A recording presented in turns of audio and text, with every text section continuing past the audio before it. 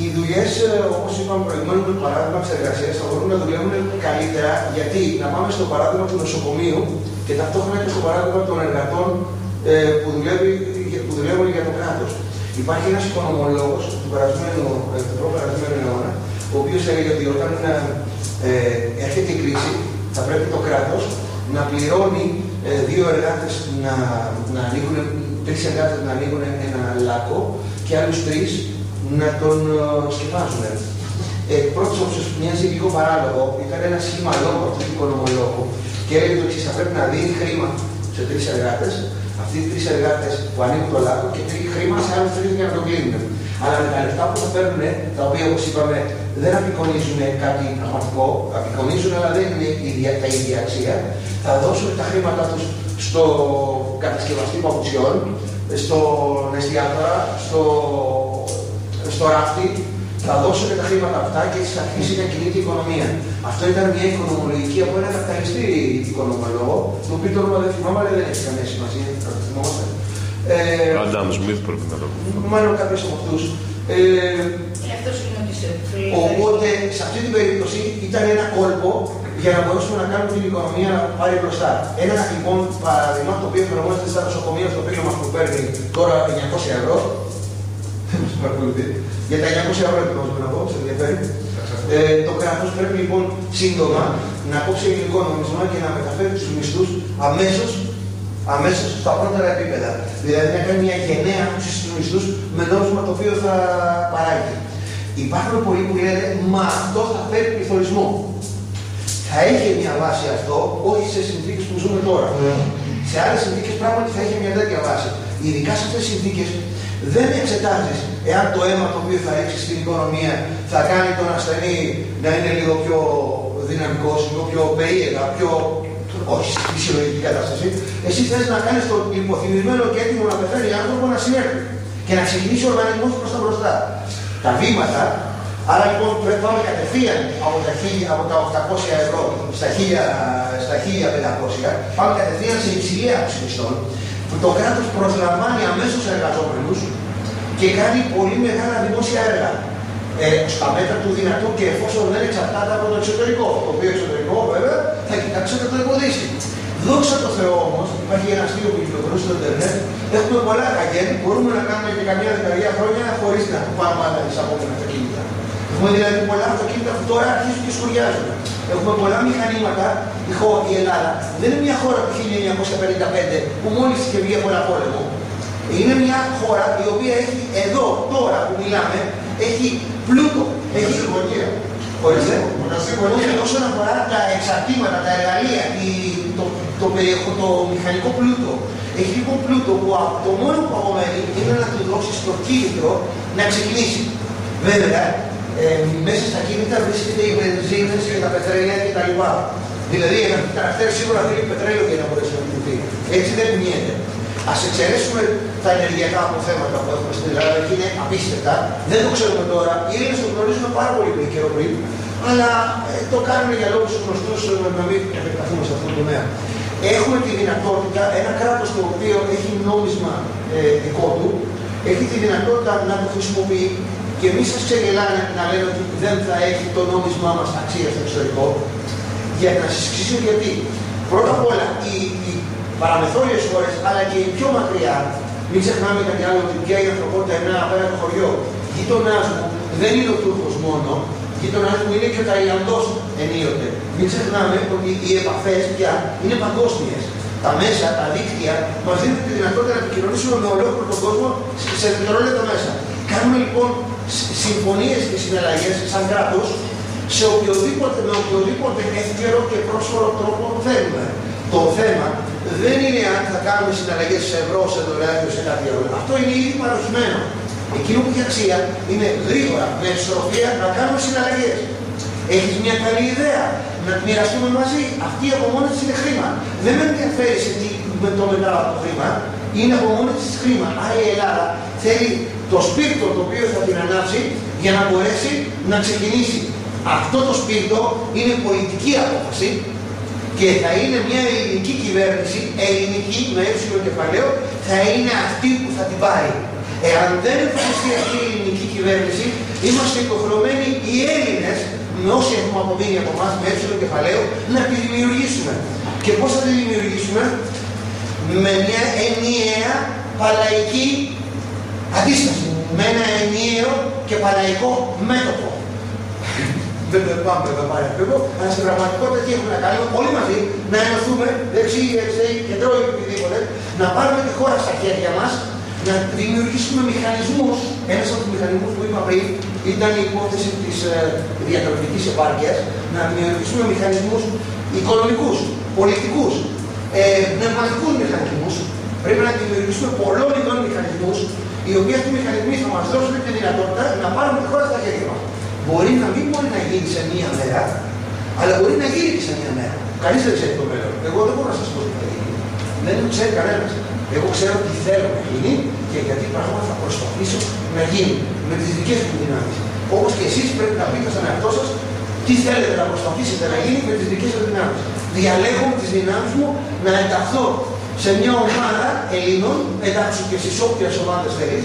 Εγώ διαλέγω να ενταχθώ μαζί με το ΕΠΑΜ, με μια άλλη ομάδα Ελλήνων που ζητάμε να είμαστε όχι χωρισμένοι σε δεξιούς και αριστερούς, αλλά όλοι μαζί, γιατί ο χωρισμός είναι ένα από τα κόλπα που θέλουν να διασπάσουν σε κομμάτια την Ελλάδα, να μας βάλουν να σφαχτούμε για να επιβιώσουν αυτοί. Διέρη και βασίλευε. Άρα λοιπόν, κατασκευάζω ένα νόμισμα. Κατασκευάζω σαν κράτος το εργαλείο το βασικό που θα δουλέψουν τα μηχανήματα, θα δουλέψουν οι άνθρωποι, θα δουλέψουν οι πόροι, θα χρησιμοποιηθούν οι πόροι. Όταν μια χώρα χαθεί, δεν εξαφανίστηκε το σύμπαν. Στην πραγματικότητα η γη είναι ακόμα εδώ. Εδώ από κάτω από τα πόδια μας τα χορτάρια θα συνεχίσουν και θα βγαίνουν. Εάν δεν το ρίξουμε αδυνατή, δεν θα καταστρέψουν. Η γη συνεχίζει και βλαστάει. Ο πλούτος της γης δηλαδή είναι εδώ, το πατάμε. Επίσης υπάρχει και ένας άλλος πλούτος που δεν μπορούν να μας πάρουν. Είναι τα χέρια μας. Είναι η αστήρευτη εργατική δύναμη. Άρα έχουμε τα δύο σπουδαιότερα πράγματα που θέλουμε. Τα χέρια και τη γη. Χρειαζόμαστε και ένα ακόμα, το οποίο είπε στην αρχή της κοινωνίας μας. Το μυαλό. Να ομονοήσουμε, να σκεφτούμε και να υπάρξει ένας γενικευμένος ελληνικός διαχωρισμός. Αν και αυτό προσπαθούμε να κάνουμε. Κινητοποιούμαστε και το μυαλό μας σκέφτεται αλλιώς πια εξαιτίας της υπέρτατης δύναμης, της ανάγκης, αυτής την οποία τρέμανε και οι θεοί. Εκτός από την έμεση. Αυτοί θα την τρέμουν από κυνηγής από τους Έλληνες. Εντάξει, η ανάγκη, η υπέρτατη δύναμη κάτω από τις οποίες βρίσκονται άπαντες. Άρα λοιπόν θα κινητοποιήσουμε και το μυαλό μας, θα κινητοποιήσουμε αυτό που έχουμε βεβαιωμένα στα χέρια μας, θα κινητοποιήσουμε και τη γη η οποία μας προσφέρει απλόχερα και με μεγάλη χάρη όλα μας τα χαρίζει αυτή η γη και με σεβασμό θα την ξυνήσουμε προς τα μπροστά τη χώρα μας. Έτσι θα πάει μπροστά. Προχωράμε σε πλεονεκτήματα, να σας πω μερικά πράγματα από τα πλεονεκτήματα ενός εθνικού νομίμας πιο συγκεκριμένα. Θα έχουμε τη δυνατότητα να κάνουμε κοινωνική πολιτική.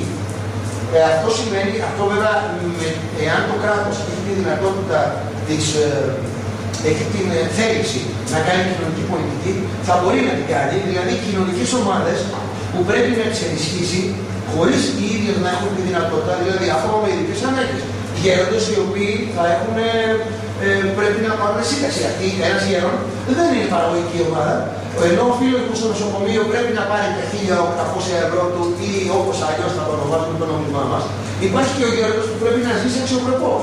Και να είναι και καταναλωτής, γιατί μπορεί να είναι γέρον και ο καταναλωτής έχει πολύ μεγάλη αξία. Άρα λοιπόν θα κάνει το κράτος κοινωνική πολιτική. Άρα για να κάνεις κοινωνική πολιτική, το ξέρετε πολύ καλά άπαντες, χρειάζεσαι βικικίλια. Θέλεις χρήμα. Αν δεν έχεις αυτό το πράγμα, πώς θα κάνεις κοινωνική πολιτική? Άρα θα κάνεις και κοινωνική πολιτική με εθνικό νόμισμα. Τώρα σκοτώνουν τους γέροντες, σκοτώνουν τα αγέρητα ελληνόπουλα, μειώνουν τις γεννήσεις, σκοτώνουν τους εργαζόμενους, στερούν την υγεία, ακριβώς γιατί όπως είπαμε υπάρχει αυτό το ημάνικα, αυτός ο διακόπτης που κλείνει το ευρώ. Προχωράμε σε ένα άλλο πλεονέκτημα. Ας μιλήσουμε για κάτι πολύ που μας ενδιαφέρει, εμάς σαν το μας ενδιαφέρει περισσότερο, μας ενδιαφέρει λίγο περισσότερο τώρα όλους εδώ. Είναι το περίφημο επιχείρημα του ξενοδόχου. Είναι μια έκφραση την οποία χρησιμοποιώ μόνο προκειμένου να σκεφτώ τον τουρισμό μου. Είμαστε αυτή τη στιγμή ένα τεράστιο εξαγωγικό εργοστάσιο. Υπάρχει μια εξαγωγική δραστηριότητα που παράγουμε και δεν μπορεί να μας τη στερήσει προς το παρόν κανένας. Εκτός και αν μας την αρπάξουν. Όπως θέλουμε να το κάνουμε. Η εξαγωγική αυτή δραστηριότητα λέγεται τουρισμό.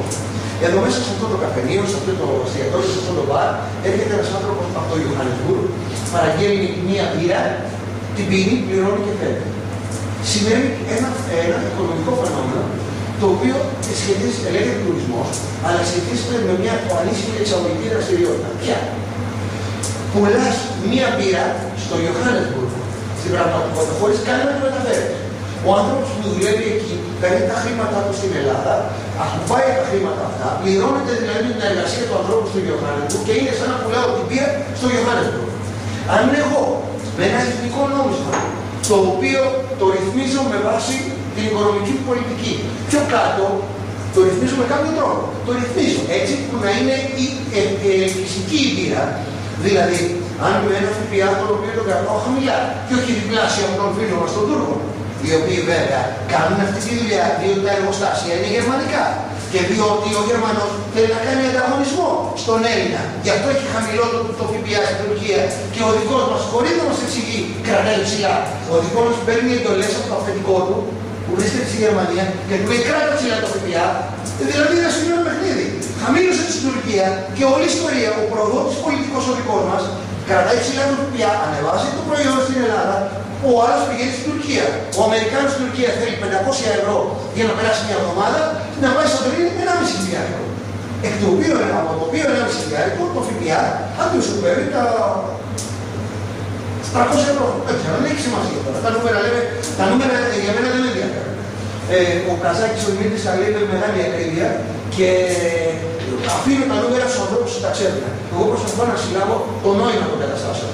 Άρα λοιπόν τι κάνουμε? Συντηρητική τεχνική είναι να βοηθήσει τα εργοστάσια. Όλη η παραλία είναι εξαγορασμένα από ξένα συμφέροντα, γερμανικά, πολιτικά, αλλά κυρίως γερμανικά εργοστάσια, τουριστικές επιχειρήσεις και να διαλύσει τον τουρισμό στην Ελλάδα.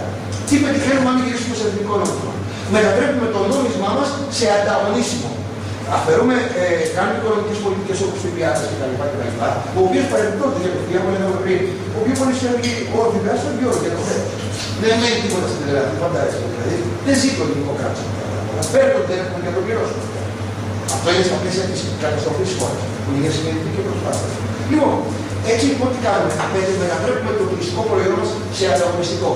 Δεν αρκεί μόνο αυτό, έχουμε μια ολόκληρη διαδικασία ενεργειών, στις οποίες δεν θα επεκταθώ σήμερα. Μελετάμε στο ΕΠΑΜ τι συμβαίνει, προσπαθούμε να συγκροτήσουμε πρώτα απ' όλα με προτάσεις νόμων, ό,τι πρέπει να γίνει σχετικά με τον τουρισμό, αλλά μέχρι εδώ σχετικά με τον τουρισμό έγινε κατανοητό πώς γινόμαστε ανταγωνιστικοί στο εξωτερικό. Ναι, ρωτήστε. Αντιλαμβάνω αυτό πρέπει να το αναφέρουμε όπως έγινε και στην Βουλγαρία. Στον 80 ευρώ έχουμε ένα κοινωνομαδέ και όλοι οι έχουν την Βουλγαρία. Αλλά υπάρχει το νομικό πλαίσιο στο οποίο δεν μπορεί το εθνικό νομίσμα να το αποκρίνει κάθε φορά στις ανάγκες. Δηλαδή ξέρω για την υποτίμηση, αλλά από όσο γνωρίζω δεν μπορεί κάθε χώρα που είναι δικό της νόμισμα να παράγει το τέλος. Καταρχάς, κάθε χώρα που έχει δικό της νόμισμα μπορεί να παράγει όσο θέλει.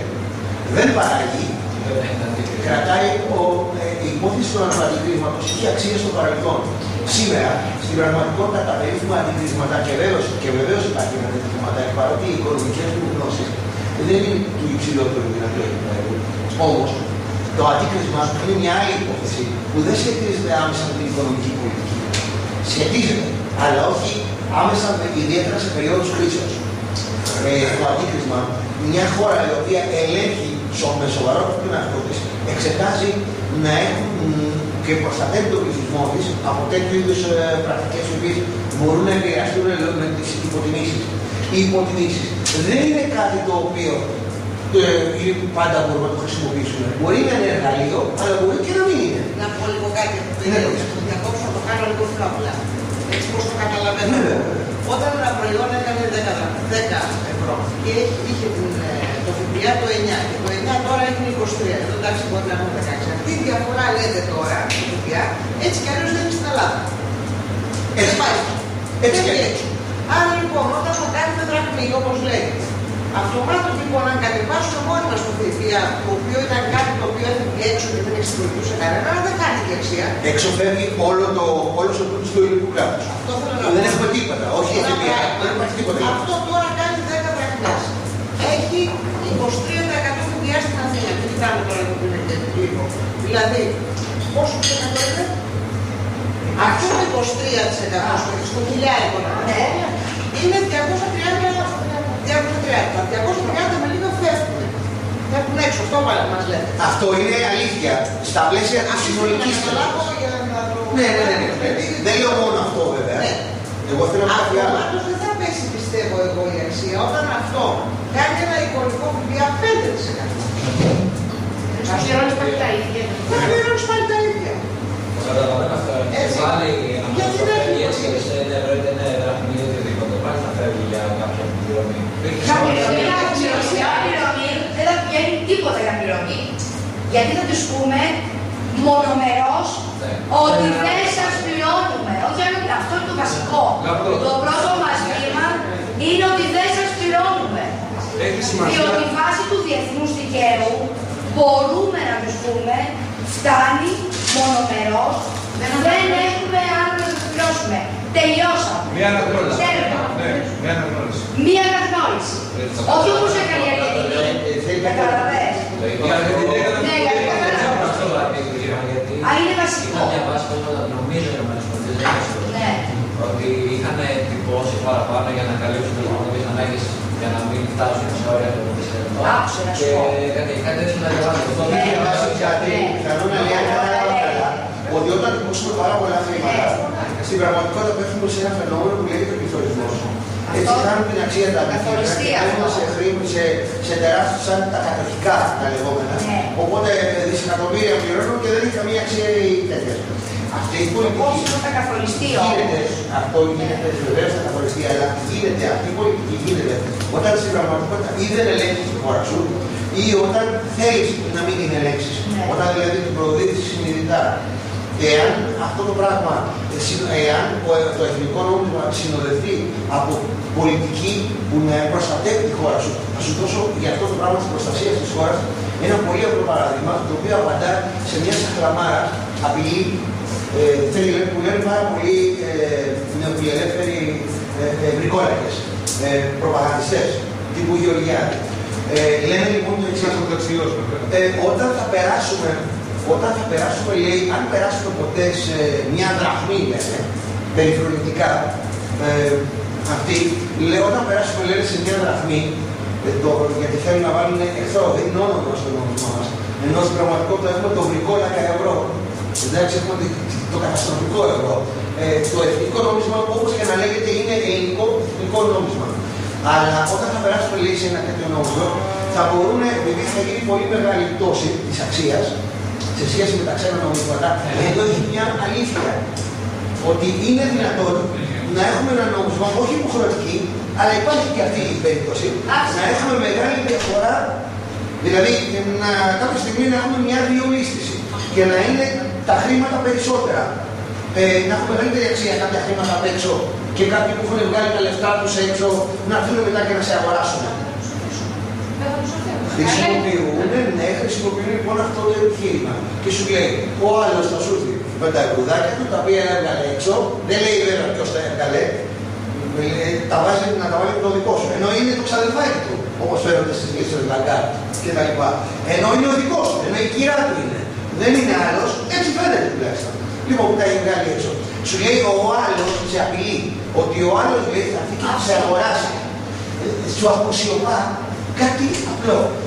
Ότι εάν έχεις εθνική πολιτική, εάν έχεις δηλαδή μια κυβέρνηση που ελέγχει, μπορείς να ορίσεις και τους νόμους και πρόσεξε. Αυτό δεν συμβαίνει στην Ελλάδα, συμβαίνει παντού σε όλο τον κόσμο. Σου κρύβει αυτό που κάνουν οι Αμερικάνοι, αυτό που κάνουν οι Εγγλέζοι, αυτό που κάνουν οι Γάλλοι, αυτό που κάνει όλος ο κόσμος. Στο κρύβει. Και σου λέει, δεν στο λέει, γιατί δεν το συμφέρει, ο σκοπός είναι να σε καταστρέψει, να σε πείσει να μου δείξει τον κρεμό. Και σου λέει λοιπόν ότι θα σε αγοράσουν για να σε απειλήσει, να τρομοκρατηθείς, ότι θα στα πάρει όλα προσωχρονιά. Αυτό που τώρα σου κάνουν οι τράπεζες, σε απειλή θα στο κάνουν να μην γυρίσει το εθνικό νόμισμα. Και φέρνει παραδείγματα που είναι διατολές. Σε απειλή δεν σου λέει ότι μπορείς να φτιάξεις ένα νόμο, όχι νόμος που ήρθε στο μυαλό του Καζάκη ή στο δικό μου ή στο της φίλης μας, ένα νόμο που θα εφαρμόζουν όλοι. Κύριε, έρχεσαι να αγοράσεις γη του κράτους μου. Πολύ ωραία, περάστε. 80% φόρος. Δηλαδή, έπαιξε 1 εκατομμύριο ευρώ, οι 800.000 θα μείνουν στο κράτος. Αγόρασε λίγες, σήμερα 200. Αυτό σημαίνει ότι το ναι του έχει βάλει ένα πράγμα. Γιατί φανταστείτε αυτό το πράγμα να συνέβαινε σε χώρες που χωρί να ελέγχουν το κράτος τους και να μπορούν να τους αγοράζουν όλους τους ομιλητές. Πράγματι συμβαίνει. Ξέρετε πού? Στις κατεχόμενες χώρες. Αυτοί θέλουν να καταδείσουν την Ελλάδα. Όποια χώρα δεν έχει κυβέρνηση και είναι απικία, τι να αγοράζεις, όχι με 1 εκατομμύριο ευρώ, έτσι τσάπα, στη χαρίσου. Αγοράζει μας στις Σκουριές, τι έγινε, με 32 ευρώ στη χαρίσου τρένα και κόσμανε αυτό που αρχίζει πια γίνεται και εδώ. Εκτάσεις ολόκληρο με 32 ευρώ το στρέμμα. Πώς είναι η τρέχουσα τιμή του στρέμματος? Να μας τα συγκρατήσουμε. Είναι πάρα 11 εκατομμύρια για χρυσό 12 δις. 1 προς 1000 είναι η αναλογία. Το τραγικό. Ναι, 11 εκατομμύρια δώσανε για προβλεπόμενο χρυσό 12 δις. Το τραγικό είναι, για να φύγουμε από τα επιχείρηματα του εθνικού νομίσματος, μια μικρή παρένθεση για τις Σκουριές, είναι ότι προσέξτε παιδιά ένα τρομερό πράγμα που λέει αυτός ο νόμος.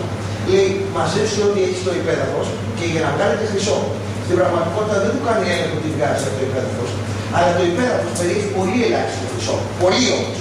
Αλλά είναι ελάχιστα αναλογικά. Αυτό που περιέχει σε απίστευτες ποσότητες είναι νικέλιο, κάδμιο, άλλα πλέγμα, χαλκός. Το έδαφος είναι απίστευτα πλούσιο σε μεταλλεύματα. Επειδή του δίνει τη δυνατότητα εκμεταλλεύσεως εν ονόματι του χρυσού του εδάφους, ό,τι έδαφος σκάφει με τους εσκαφείς θα το εξοντώνει όλο, θα τραβάει όλα τα μεταλλεύματα και δεν θα φέρνει χρυσό από την Ελλάδα. Θα φέρνει μέσα στο σκοτάδι οτιδήποτε άλλο μετάλλευμα έχει. Η κατάσταση είναι χειρότερη από τραγική. Πρόκειται να κάνουμε κρανίου τόπο μια της ομορφότερης περιοχής της Ελλάδας. Και αυτό το πράγμα προσπαθούν οι άνθρωποι να το πούνε, να το πούνε και είναι μηδέν. Δεν μιλάει κανείς για το χαλκό που υπάρχει. Γαλλικό κανάλι το έκανε. Μέσα από το γαλλικό κανάλι. Ξέρει αν είναι αυτά. Οι δικοί μας, επειδή ακριβώς είναι όργανα προπαγάνδας πλήρως εξαγορασμένα, τους πηγαίνει δελτίο ειδήσεων, όπως στη Χούντα πήγαινε το δελτίο ειδήσεων, τους πηγαίνει δελτίο ειδήσεων. Τους θα λένε τι θα λένε οι εκφωνητές από το ακουστικό. Εκφωνούν ειδήσεις και τους λένε δεν θα το πεις έτσι, μην το πεις αυτό, πες το άλλο. Λάμπρο, να τους αναπαμαζέψω και λίγο. Τι θα γίνει, δηλαδή από το ευρώ στη δραχμή πόσο καιρό θα μας προχωρήσουμε μερικά πράγματα πάλι για το ελληνικό νόμισμα. Πόσο καιρό θα μας πάρει από το ευρώ στο εθνικό νόμισμα, τι θα κάνουμε στο διάδοση. Ένα-δύο παραδείγματα της χρησιμότητας του από το παράδειγμα στο Βουλίο του Ιδιοκτήτη των Παπουτσιών.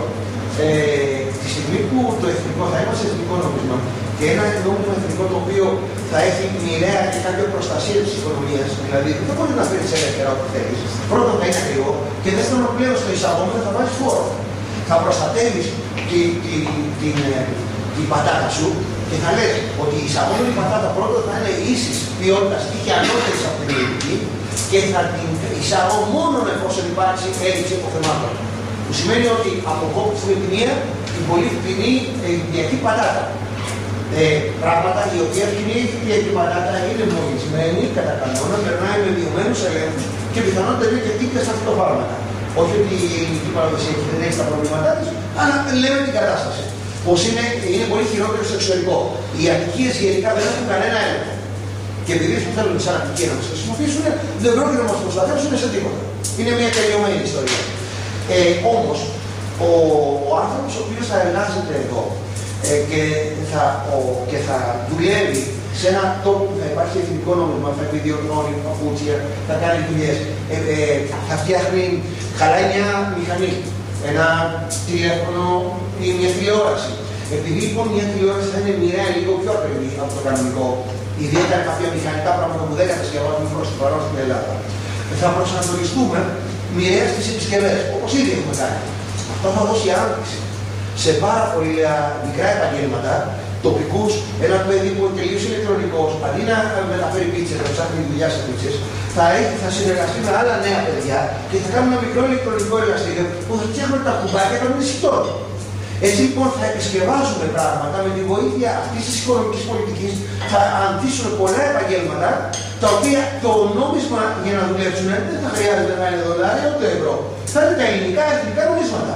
Έτσι η οικονομία θα ελαττωθεί η ανεργία μόνο από πάρα πολλούς σπουδαίους και όμορφα παιδιά που έχουμε έτοιμα για να μπουν στην παραγωγή. Το πρώτο που θα βοηθήσουμε λοιπόν θα είναι οι νέοι μας, οι οποίοι αμέσως θα μπουν στην αγορά εργασίας, φτιάχνοντας μικρές επιχειρήσεις ή και εντασσόμενες σε μεγαλύτερες σε άλλο βαθμό, με άλλη προσέγγιση. Αλλά στην προσέγγιση που κάνω τώρα, μιλάμε για τις μικρές επιχειρήσεις, οι οποίες θα είναι μεταποιητικές. Συνεπώς η μεταποίηση θα πάρει επάνωξη. Προχωράμε στην εξαγωγική δραστηριότητα. Εδώ πρέπει να σου πω μια προσωπική μου εμπειρία. Η προσωπική μου βιοχωρισμός μου γίνεται μέσα εδώ και 20 χρόνια. Είμαι από αυτούς που παλεύουν να στηριχτούν πάνω στη δική τους μικροβιοτεχνική παραγωγή.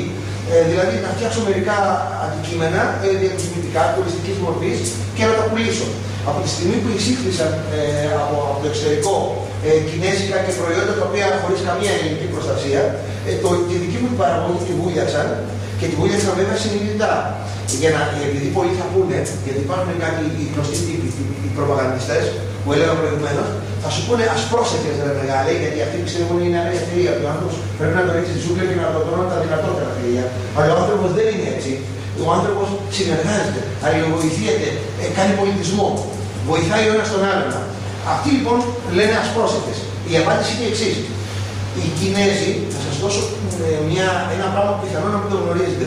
Οι Κινέζοι κάνουν τη λεγόμενη επιθετική προστασία των προϊόντων τους. Τι είναι αυτό, τι είναι dubbing. Dubbing ονομάζεται τεχνητή υποτίμηση. Και πάλι οι λέξεις δεν λένε τίποτα. Θα δείτε τώρα την πράξη πως γίνεται με τα Κινέζικα, να συζητείτε τι γίνεται με τα Κινέζικα που έχουν πλημμυρίσει όλη την Αθήνα. Το Κινέζικο κράτος δίνει όλο το ενίκιο σε ένα Κινέζο που θέλει να ανοίξει μαγαζί στην Αθήνα. Πληρώνεται από το Κινέζικο κράτος. Του δίνει με την μορφή επιδότησης το ενίκιο. Επίσης του λέει, προσέξτε κάτι τρομερό, ότι εάν κάνεις παράβαση στο κράτος που θα πας, θα σου πληρώσω και όλο το πρόστιμο.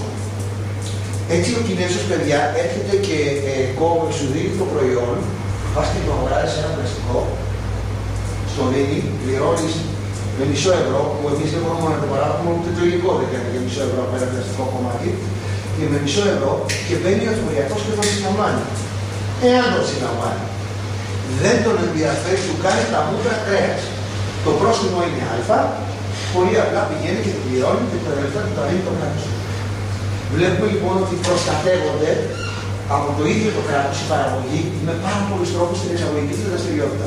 Ένας παραγωγός λοιπόν σαν και εμένα που παράγει ελληνικό προϊόν, με το που θα με έρθω, θα πάω στην κυρία να τη δω και να της μιλήσω στην εφορία, θα με κοιτάξει σαν εχθρό. Έχει το πιστόλι έτοιμο να με πυροβολήσει. Ενώ στο αυτόν που φέρνει τα προϊόντα, το είδα στα προηγούμενα χρόνια σε ένα τρομερό παράδειγμα. Κατασκευάσανε κάτι παιδιά καρέκλες και θέλουν να τα εξάγουν στην Ιταλία. Όταν πήγαν οι καρέκλες, έγινε έκκληση η δουλειά, κλείσαν τις καρέκλες και πήγαν οι καρέκλες να πάει στην Ιταλία. Όταν φτάσανε στην Ιταλία, ο Ιταλός άρχισε παιδιά να ζυγίσει την καρέκλα, να εξετάσει την πυκνότητα του ξύλου, να εξετάσει διάφορα πράγματα τα οποία κάνανε αδύνατη την εισαγωγή της καρέκλας. Η καρέκλα, παιδιά, γύρισε από την Ιταλία στην Ελλάδα και ο άνθρωπος βέβαια έχασε όλη τη δουλειά του. Για να δούμε τι έγινε στην αντίστοιχη μεριά. Ρωτάω τον ίδιο άνθρωπο που του λες κάτι από την Ιταλία. Μπορεί να φέρει, προσέξτε, το 90, το 99 ή το 2000. Μιλάμε εκεί τώρα. Δεν μιλάμε τώρα. Τώρα είναι ακόμα χειρότερα τα πράγματα. Τι έγινε. Όταν λοιπόν ήθελε ο Έλληνας να φέρει καρέκλα από την Ιταλία ή από οποιοδήποτε άλλο μέρος του κόσμου, χωρίς καμία δυσκολία και με κανένα λαδάκι, με κάνα φακελάκι στο βελονίο, ερχόταν σε μια λίστα οι καρέκλες. Όπως καταλαβαίνετε, ένα κράτος το οποίο καταστρέφει τους παραγωγούς του και αφήνει τις εισαγωγές είναι ένα κράτος το οποίο μοιραία θα οδηγηθεί στην καταστροφή. Εδώ λοιπόν έχουμε ένα εθνικό νόμισμα το οποίο θα πουλάει σε καλές τιμές στο εξωτερικό, άρα και θα προστατεύει τους παραγωγούς του. Με πολλούς τρόπους. Θα προχωρήσουμε στο θέμα σε ένα χρήσιμο συστηματάκι, το οποίο απασχολεί πολλούς, είναι και ευαίσθητο και αφορά τους συμπαθείς ή μη συμπαθείς σε άλλους μετανάστες. Πάλι σε σχέση με το ελληνικό εθνικό νόμισμα. Είναι ένα ζήτημα το οποίο το μεταναστευτικό ζήτημα βέβαια είναι μια τεράστια παγίδα. Αφενός δημιουργήθηκε σαν αποθήκη με σκοπό να πάρουμε φτηνούς δουλούς. Υπάρχει ήδη ο νόμος που λέει ότι στις οικονομικές ζώνες μπορούμε να προσλαμβάνουμε μη νόμιμους μετανάστες. Αυτό το ψήφισε ο αγαπητότατος Βενιζέλος. Λοιπόν, Ορίστε. Ο καλός μας άνθρωπος. Ο καλός μας άνθρωπος. Λοιπόν, ναι. Αυτός ο νόμος λοιπόν λέει θα πρέπει τους μετανάστες να δουλεύουν, όχι και βέβαια μην φαντάζεστε ότι θα δουλεύουν στο νεόριο τα παιδιά σας, θα δουλεύουν μη νόμιμοι μετανάστες όταν θα το κάνουν οικονομική ζώνη. Σε αυτή την περίπτωση λοιπόν, ο μετανάστης γιατί έχει έρθει στην Ελλάδα, και ο νόμος και ο μη νόμος, έχει έρθει για να μπορεί να ζήσει, γιατί η Ελλάδα έχει ευρώ.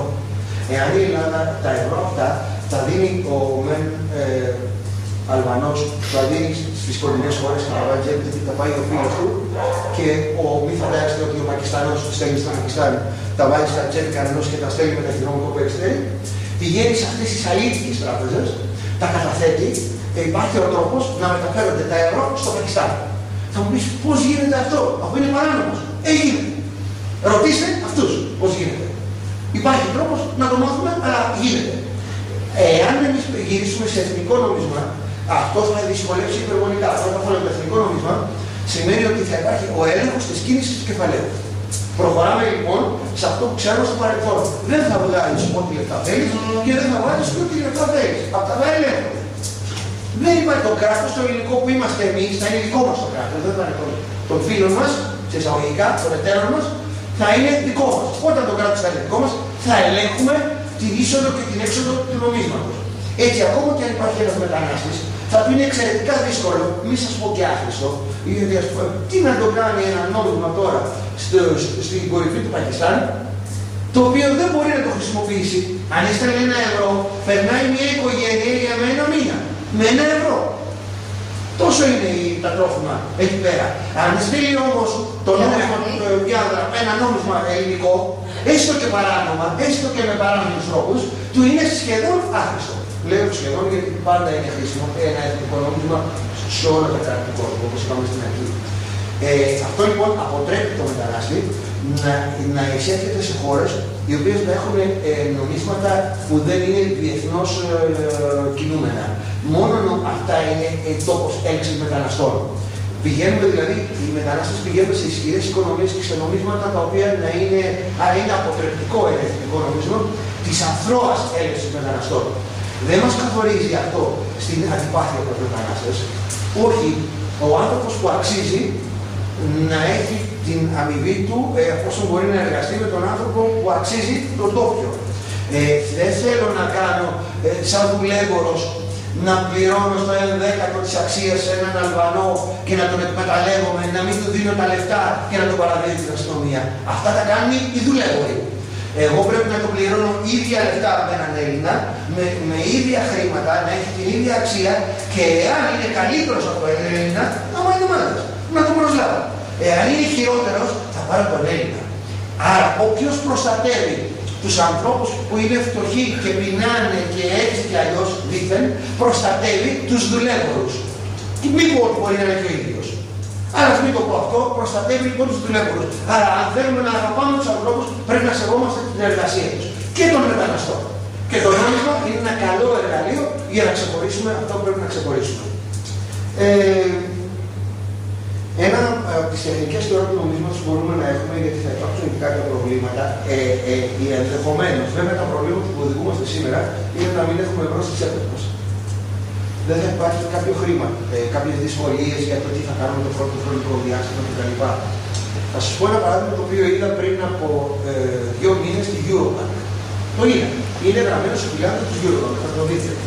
Υπάρχει μια κάρτα Visa, η οποία έχει τσιπάκι και πηγαίνει μπροστά στο ταμείο. Έχει ας πούμε 100 ευρώ μέσα στην κάρτα. Περνάμε μπροστά στο ταμείο του σούπερ μάρκετ τώρα, γιατί τα μηχανήματα έχουν ορισμένα σούπερ μάρκετ. Αλλά σε λίγο μπορεί να έχουν όλοι. Μιλάμε για ηλεκτρονικά μηχανήματα, πολύ φθηνού κόστους. Τα δίνουν δωρεάν οι τράπεζες στον επαγγελματία. Περνάς μπροστά και δεν χρειάζεται να δώσει την κάρτα να πιάσει στα χέρια του να βάλει κτλ. Απλά για ποσά κάτω από 20 ευρώ.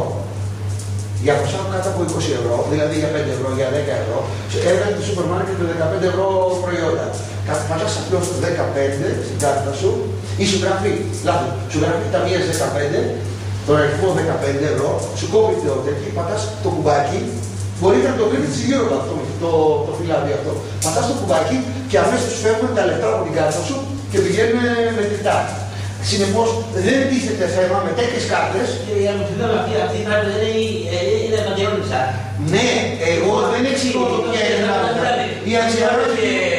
η αξιαγάπητη μου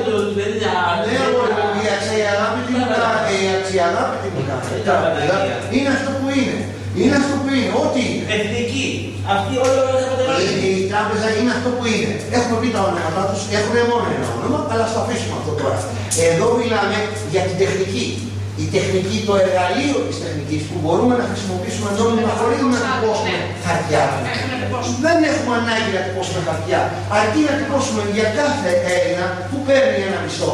Εσύ, φίλε μου, παίρνεις 1.800 ευρώ. Θα τις πάρεις. Έπαιρνες. Όνειρο. Θα ξαναπάρεις. Όταν ξαναπάρεις, δεν πρέπει να ξαναπάρεις. Πέτρο, όταν κάνουμε εθνικό νόμισμα, λέμε. Όταν πάρεις για τον χρόνο. Όταν δεν έχουμε χρήμα, όταν δεν έχουμε ευρώ και μας τα εξαφανίσουν ή τα πρέπει να τα μαζέψουμε για να γράψουμε πετρέλαιο. Θα παραδεχτώ εγώ, αν κάνετε τράπεζα με 1%. Αυτό είναι τον ελληνικό λαό, χαρά. Αυτό που είπες πρέπει οι ελληνικές τράπεζες οι ελληνικές τράπεζες μια πρόταση την οποία είναι προσωπική κάνω είναι στον τουρισμό, στις επιχειρήσεις του τουρισμού πρέπει να δανείζουν χρήματα οι ελληνικές τράπεζες με 0 επιτόκιο, μη σου πω και με κάτω του 0 επιτόκιο. Πρέπει να επιδοτούμε τις τουριστικές επιχειρήσεις. Γιατί τι γίνεται, είπαμε, μια τουριστική επιχείρηση κάνει εξαγωγή κατευθείαν στο Johannesburg. Άρα αυτή την επιχείρηση πρέπει να την κάνει να ανθίσει, να δίνει καλές υπηρεσίες στον τουρίστα. Αυτός μας πρέπει να βοηθάει τους αδύναμους. Όχι να πρέπει να του δίνουν. Δεν το συζητάμε. Λοιπόν, να το ολοκληρώσω αυτό το πραγματάκι με το πλαστικό χρήμα. Έχουμε λοιπόν τη δυνατότητα, παίρνοντας το μισθό μας και έχοντας μέσα στην κάρτα μας 1.500 ευρώ, 1.500 δραχμές, 1.500 βολούς, το χρήμα που θα έχουμε, μπορούμε παίρνοντας μπροστά από το κισέ του σούπερ μάρκετ να πατάμε για τα 19 ευρώ, μας λέει 19 δολάρια, ευρώ, δραχμές, οτιδήποτε το εθνικό το οργανισμό, θα πατάμε ένα κουμπάκι, θα παίρνουμε τον λογαριασμό μας επιτόπου από την κάρτα μας και θα πηγαίνουν εκεί. Εάν το ποσό είναι πάνω από 20 ευρώ, στην προηγουμένη περίπτωση, θα λέει ότι είναι το φυλάδι της τράπεζας. Δεν το λέω εγώ. Θα μπορείτε να το δείτε. Σε όποια γύρω από πάτε θα το βρείτε. Είναι μπροστά στο κισέ. Λοιπόν, εάν είναι πάνω από 20 ευρώ, πρέπει εκεί να πληκτρολογήσεις και τον κωδικό σου. Που σημαίνει ότι σε εξασφαλίζει μη στην κλέψη, γιατί εγώ μπορώ να στην κουτίξω την κάρτα και να πάω στο σούπερ μάρκετ και να σου φάω λεπτά. Σε αυτή την περίπτωση έχεις την ασφάλεια μέχρι να την μπλοκάρεις. Να μην μπορεί να σου πάρει άλλο 1.000 ευρώ, τσακ, να σου πάρει όλα τα λεφτά. Άρα υπάρχει η πρώτη μέθοδος μιας πλαστικής μορφής χρήματος. Άλλη μέθοδος είναι οι διατακτικές που μπορούμε να χρησιμοποιήσουμε. Αυτή είναι επίσης μια καλή και ελεγμένη μέθοδος. Στο παρελθόν. Μέχρι να μπει το νερό στο αυλάκι, ναι, προβλέπεται. Έχουμε πολλούς τρόπους. Έχουμε κάποιους οικονομολόγους, παιδιά. Εμείς δεν είμαστε οικονομολόγοι. Εμείς κάνουμε μία προσπάθεια να διαφωτίσουμε, να βρισκόμαστε και σαν πυρήνας να μπορούμε να μεταλαμβαδεύσουμε στους συνανθρώπους μας κάποια πράγματα. Αυτό μπορούμε να κάνουμε. Λοιπόν, υπάρχουν οικονομολόγοι, όπως είναι ο Δημήτρης ο Καζάκης και υπάρχουν ο Λαμπαβίτσας, υπάρχουν πάρα πολλοί οικονομολόγοι. Δεν είμαστε μόνοι μας. Εντάξει, προσπαθούμε λοιπόν να βρούμε τον τρόπο να ζήσουμε σαν Έλληνες. Οντολογής Παναγιώτη και γι' αυτό ήρθες εδώ. Αυτά είναι τεχνικά, οικονομικά δεν τα καταλαβαίνουμε. Μπράβο, να μην μένουμε σε πολλές. Έτσι, αυτό που έπρεπε να απαντήσω στην κυρία, κατά τη γνώμη μου ήταν το εθνικό νόμισμα προσφέρει αξιοπρέπεια και προοπτική. Ένα, δύο. Τίποτα άλλο. Αυτά είναι όποιος σπάσει με αυτό, προοπτική. Από όλα τα άλλα για να λύσω αξιοπρέπεια και προοπτική. Είναι το πώς το χρησιμοποιείς το εθνικό νόμισμα. Εθνικό νόμισμα έχει η Βουλγαρία, όπως κάνει σήμερα ο φίλος μας εδώ. Εθνικό νόμισμα έχει και η Νορβηγία. Πώς χρησιμοποιεί το ένα κράτος, πώς είναι το αποφόφεσο, πώς ακριβώς και πώς η Βουλγαρία. Και η Βουλγαρία βέβαια έχουν εφαρμοστεί μια σειρά πολιτικών για να είναι σε αυτή την κατάντια που προσγειώνεται αυτή τη στιγμή, έτσι. Προλάβει και εμείς είναι και το στάδιο και αυτή η άνθρωποι, και είναι στην ίδια κατάσταση. Αξιοπρέπεια, τιμή είναι λέξεις οποίες εξομιλιστεί μπορεί να μας τις εξομιλήσανε, αλλά είπαμε ήρθε η ώρα να τις ξαναβρούμε. Αν δεν πως είναι η αξιοπρέπεια, η συνεργασία, η αλληλεγγύη, η τιμή, όλα αυτά τα πράγματα να ξαναβρούμε. Προοπτική θα δημιουργηθεί από τη στιγμή που θα τη δημιουργήσουμε με τα χέρια μας. Η προοπτική δεν είναι κάτι που μας τη χαρίζει ο Θεός. Την προοπτική θα τη φτιάξουμε εμείς με τα χέρια μας.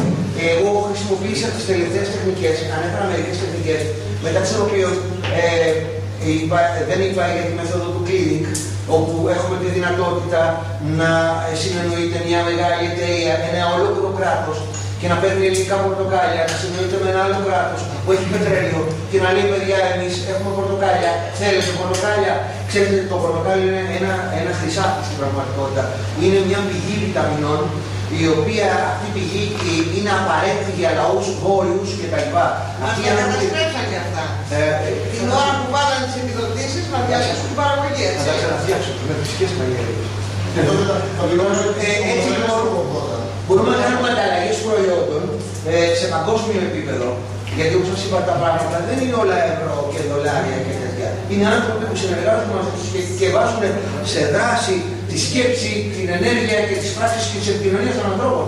Σήμερα γίνονται παγκόσμιες αλλαγές, τις οποίες μπορούμε να τις δούμε. Κάποια άλλη στιγμή θα μιλήσουμε λεπτομέρειες για κάποιες καινούργιες μορφές εργασίας που γίνονται. Μέσω Ιντερνετ και τα λοιπά. Λάμπρο, συγγνώμη. Πόσο είναι η σχέση αγόρι μου? Πόσο χρόνο είσαι? 21.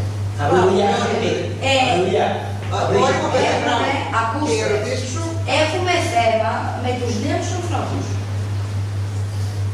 Αυτή η προσπάθεια που κάνουμε είναι από 40 και πάνω. Σπάνια βλέπουμε νέους ανθρώπους. Είμαστε μέσα στην μοναδική αυτή, πάνω από 70. Εσύ μπορείς με τον τρόπο σου, με την επικοινωνία που κάνεις και με άλλους συνομιλικούς σου, να ξαναβρεθούμε. Δεν θα γίνει, παιδιά, η αλλαγή από τη μια μέρα στην άλλη.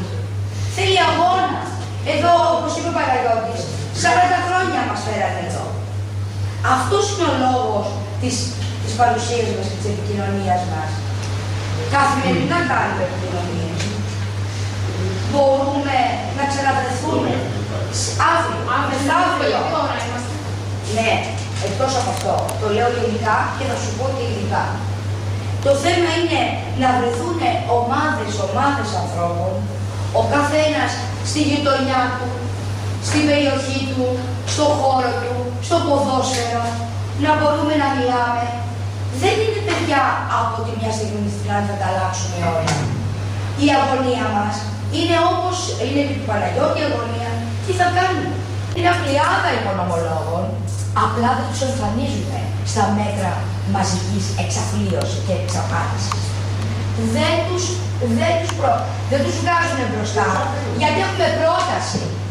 Και η πρόταση είναι συγκεκριμένη. Είναι από τότε, εδώ και 3 χρόνια τη λένε την πρόταση. Δεν τη βγάζουνε. Είδατε πόση αδιαφορία υπάρχει από τους ανθρώπους. Πολύ σωστά είπε. Γιατί πιστεύουν οι συνάδελφοί μας μέσα από τις τηλεοράσεις ότι δεν μπορεί να γίνει αλλαγή. Υπάρχει. Μπορεί και θα την κάνουμε την αλλαγή. Δεν υπάρχει περίπτωση να την κάνουμε, Δημήτρη. Απλά θέλουμε τη βοήθεια όλων. Εμείς είμαστε ένας μικρός πυρήνας που προσπαθούμε να επικοινωνήσουμε με εσάς. Αν μπορέσαμε λίγο να δώσουμε αυτή τη σπίθα, αυτή πρέπει να μεγαλώσει. Από Φίνικα θα πάει αλλού. Δεν μπορεί να γίνει διαφορετικά. Δεν θα μας έρθει τίποτα από μόνο. Απολύτως τίποτα. Εμείς θα το φέρουμε. Τώρα, αύριο έχουμε στις 6 ώρα στην Ερμούπολη, στο Πάνθεο. Έχουμε συνάντηση. Ελάτε, πέστε το και σε άλλους. Δεν πρόκειται να αλλάξει τίποτα από μόνο του, το λέμε. Ούτε εγώ θα φέρω την αλλαγή. Εγώ είμαι 60 χρονών γυναίκα. Και πάλι που είμαι εδώ, με αγωνία έρχομαι εδώ. Για σας. Εμείς τι να πάμε? Να, ένα χαμομηλάκι και τελείωσε. Εμείς θα φύγουμε, θα μας αδειάσουνε. Εσείς τι θα κάνετε? Αυτή η χώρα ανοίξει εσάς. Και είμαστε πρόθυμοι όχι να βάλουμε μπροστά την κοινωνία να σκοτωθούν, θα βγούμε εμείς ανάμεσα στις σφαίρες και στους νέους μας. Γιατί αυτή τη γη θα την κληρονομήσετε εσείς. Εμάς μας μένουν κάποια χρόνια και μετά από αυτή την τελευταία προσπάθεια και το χρωστάμε. Γιατί αν αυτός ο τόπος έφτασε εδώ, έφτασε χάρη στην προδοσία κάποιων συνομιλίκων μας, αλλά και χάρη στην αδράνεια πολλών από εμάς, τη δική μας. Συνεπώς θεωρούμε τους εαυτούς μας υπεύθυνους και πρέπει να βγούμε μπροστά για να προστατεύσουμε τα παιδιά μας. Εσάς. Ανάμεσά σας υπάρχουν νέοι εκπληκτικής μόρφωσης. Έχουμε παιδιά με διδακτορικά. Έχουμε τρομερούς νέους επιστήμονες. Όλοι αυτοί δεν πρέπει να γίνουν γεννήτσαροι. Κάθε νέος που θα φύγει από την πατρίδα μας και θα πάει σε ένα ξένο τόπο, θα κάνει εκεί μια νέα πατρίδα και μην γελιόμαστε, δεν θα ξαναγυρίσει ποτέ στην Ελλάδα. Δεν πρέπει να στερήσουμε από την πατρίδα μας όλες αυτές τις χιλιάδες νέων επιστημόνων και να την γυρίσουμε σε ένα σκοτάδι το οποίο μπορεί να κρατήσει 100, 200, 300, 500 χρόνια και να ξεκινήσουμε την αρχή. Η άμυνα λοιπόν την οποία έχουμε τώρα να κάνουμε είναι να αντισταθούμε και να απαγορεύσουμε, σε εισαγωγικά να απαγορεύσουμε, να αποτρέψουμε, να γλιτώσουμε τα παιδιά μας από την ξενιτιά. Εμείς καλά ή άσχημα, εδώ θα σβήσουμε, εδώ θα πεθάνουμε. Ούτε εκεί κάποιος πρόκειται να μας πάρει για εργάτες, γιατί δεν έχουμε και δυνατότητα να εργαστούμε. Εσείς είστε αυτοί που θα εργαστείτε και δεν θέλουμε να εργαστείτε σαν σκλάβοι. Άρα πρέπει ανεξαρτήτως να μην μπλέξουμε πρώτα απ' όλα εμείς μεταξύ μας και να μην ασπαστούμε σαν ψηλοί ή αριστεροί, αλλά κυρίως να μην μπει ένα μικρόβιο της διχόνοιας και να μεταλαμβαδευτεί αυτό το οποίο στις δικές μας γενιές τις βασάνισε και κατέστρεψε τη χώρα μας, να μην μεταλαμβαδευτεί στις δικές σας τις γενιές. Έτσι πρέπει λοιπόν με λέξεις τις οποίες σας κρύψαμε εμείς οι μεγαλύτεροι, χαθήκαμε τα σχολεία, είπαμε με μη συμμετοχή, αλλά και με συμμετοχή του κράτους, του προδοτικού κράτους και με άλλους και άλλων και με τη μη συμμετοχή τη δική μας, να ξαναπαναφέρουμε λέξεις τις οποίες είχαν ξεχαστεί. Συναδελφοσύνη, αξιοπρέπεια, τιμή, εργατικότητα. Δεν πρέπει να έχουμε αυτό το απίθανο πράγμα μουδέν, το ότι καθόμασταν αραχτοί και δεν κάναμε τίποτα. Τώρα από εδώ και πέρα ήρθε η ώρα να πάρουμε τη χώρα στα χέρια μας. Και δεν θα μας τη χαρίσει κανένας από τη χώρα. Είμαστε υποχρεωμένοι να την πάρουμε μόνοι μας. Χωρίς να περιμένουμε από έναν κομματάρχη, από έναν αρχηγό να μας βοηθήσει. Οι ηγέτες μας θα υπάρξουν αυτοί. Γιατί η ηγέτης είναι ένα άτομο το οποίο μπορεί να γεννηθεί μέσα από το πλήθος, από τις χιλιάδες των ανθρώπων. Θα είναι ένα άτομο το οποίο θα μπορεί να εμφυσίσει καρδιά και ψυχή και πνοή σε όλους τους άλλους. Θα είναι ένα άτομο με φρέσκες ιδέες. Οι ηγέτες μας θα βγουν από τη δική σας τη γενιά. Αυτοί θα είναι οι ηγέτες που θα βοηθήσουν την πατρίδα. Ο Παναγιώτης θα ήθελα πολύ να μας πει κάτι. Επειδή είσαι, ξέρω, μια ιδέα. Τι μπορούμε να βάζουμε ιδέες, παιδιά. Από εμάς θα μπορούμε. Εγώ σου είπα, εγώ έχω, πώς το λέτε, ακραίες θέσεις. Μα και εμείς ακραίοι είμαστε. Εγώ θεωρώ, πάλι να το επαναλάβω, ότι βιώνουμε καθεστώς. Σε κάποια χρόνια. Δηλαδή, τι εννοείς ακραίες? Εννοώ ότι τα καθεστώτα, εγώ θέλω εξέλιξη, δεν βλέπω άλλη λύση. Δυστυχώς η εμποδοτησία είναι αναπόβευκτη για να ανατραπεί αυτό. Όποιος έχει καθώς να το κάνει, το κάνει. Όποιος δεν έχει, θα μαζευόμαστε έτσι, θα τα λέμε αυτά, ο κόσμος θα πεινάει, τα παιδιά δεν θα έχουν να φάνε, εμείς κάθε μέρα θα πάλι σε αυτό κάτι. Για την αναρχησία που λέμε. Δεν είναι η αναρχησία. Ο σκοπός μας είναι ο λαός, αφού έχει εξασφαλίσει αυτά που ανέλησε, φαντάζομαι, ο λαός, τη διακοπική του επάρκεια, αφού έχει οργανωθεί, έχει κάνει τους συνεταιρισμούς του, να προχωρήσει στα επόμενα εφόδια του, την πολιτική απεργία διαρκείας, ταυτόχρονα με την άρνηση των πληρωμών και να καταλάβει το κράτος. Αν προκύψει στην πορεία, θα είναι οργανωμένα από όλο το λαό και θα είναι μεγαλύτερη μπροστά, θα βάλει το σπίτι του. Δεν ξεκινάει κανένας με κάποιο τέτοιο σκοπό. Είναι πέρα από τις ιδιότητες και δεν έχει νόημα. Και πώς δεν έχει νόημα, δηλαδή αυτή είναι η πίσω του. Ένας λαός ανοργάνωτος, ένας λαός που πεινάει. Ναι, δεν μπορεί. Σε καθημερινή βάση, 2 εκατομμύρια εκθέσεις που πεινάνε. Αυτοί τι θα κάνουν, πώς θα γίνει αυτή? Δηλαδή, θα συνεχίσουμε εμείς οι υπόλοιποι που έχουμε να πάμε τα 7 και κάθε μέρα να αφήνουμε πίσω μας, να αφήνουμε πίσω μας, να αφήνουμε πίσω μας, και δεν έχουμε να πάμε εμείς σήμερα. Δεν είναι στα πράγματα. Γι' αυτό πρέπει να υπάρχει αυτή η οργάνωση που ανέλησε. Αυτά είναι σε μακροπρόθεσμη αυτή η προοπτική. Αλλά είναι πολύς ο κόσμος που πεινάει, το καταλαβαίνετε αυτό. Αυτό πρέπει να συνειδητοποιήσουμε. Γιατί έχουμε ένα πιάτο που εμείς θα πάμε και μπορούμε να κάνουμε σχέδια. Μα